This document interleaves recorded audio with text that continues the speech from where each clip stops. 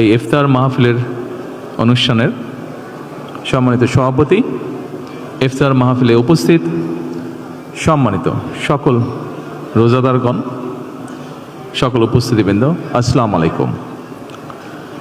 প্রথমে আমি বাংলাদেশ জামাতে ইসলাম এবং তার নেতৃবৃন্দকে আন্তরিকভাবে ধন্যবাদ জানাচ্ছি। আজকে আমাকে, আমার সাথে আমার নেতৃবৃন্দকে এবং আমার সাথে আমার সফর সঙ্গীবৃন্দকে এই ইফতার মাহফিলে দাওয়াত দেওয়ার জন্য।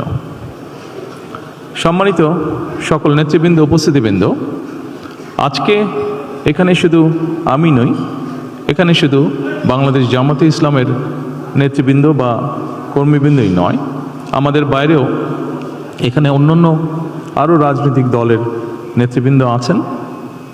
এখানে আরও অন্যান্য সমাজের অন্যান্য বিভিন্ন স্তরের বিভিন্ন সম্মানিত ব্যক্তিবর্গ উপস্থিত আছেন আজকের এই ইফতার মাহফিলে। আজকে আমরা একটি গুরুত্বপূর্ণ সময়ে সকলে এখানে একত্রিত হয়েছি। দেশের একটি গুরুত্বপূর্ণ সময়। কিছুদিন আগে দেশে নির্বাচন হয়েছে।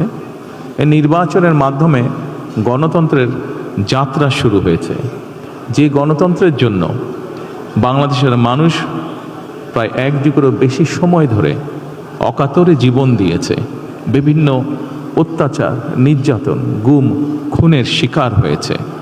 এত ত্যাগের বিনিময়ে আমরা আজকের এই গণতন্ত্রের যাত্রা, যেটি সূচনা হচ্ছে বা হয়েছে নির্বাচনের মাধ্যমে, সেটির সুযোগ পেয়েছি। এই ত্যাগের মাধ্যমে, এই আত্মত্যাগের মাধ্যমে হাজারো মানুষের অত্যাচার, লক্ষ মানুষের নির্যাতনের মাধ্যমে আমরা আমাদের বাক, ব্যক্তি স্বাধীনতা, গণতান্ত্রিক অধিকার চর্চার সুযোগ আমরা ফিরে পেয়েছি। সেজন্যই প্রথমেই আসুন আমরা আল্লাহর দরবারে শুকরিয়া আদায় করি। সম্মানিত উপস্থিতিবৃন্দ, বাংলাদেশের মানুষ আজকে অনেক প্রত্যাশা নিয়ে, অনেক আকাঙ্ক্ষা নিয়ে, অনেক আশা নিয়ে আমাদের সকলের দিকে তাকিয়ে আছে, বিশেষ করে রাজনৈতিক দলগুলোর দিকে তাকিয়ে আছে। আজকে আমাদের এই ইফতার মাহফিলে আসুন আমরা আল্লাহর নামে শপথ গ্রহণ করি যে আমাদের আগামী দিনের কাজগুলো হবে এই দেশের মানুষের ভাগ্য পরিবর্তনের জন্য।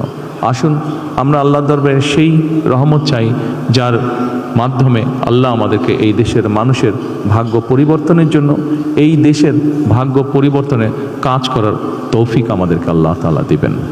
পরিশেষে আমি আবারও বাংলাদেশ জামাতে ইসলাম এবং জামাতে ইসলাম নায়েবে আমির শফিক সাহেব সহ সকল নেতৃবৃন্দকে আন্তরিক ধন্যবাদ জানাচ্ছি আজকে এখানে আমাদেরকে দাওয়াত দেওয়ার জন্য। আসসালামু আলাইকুম।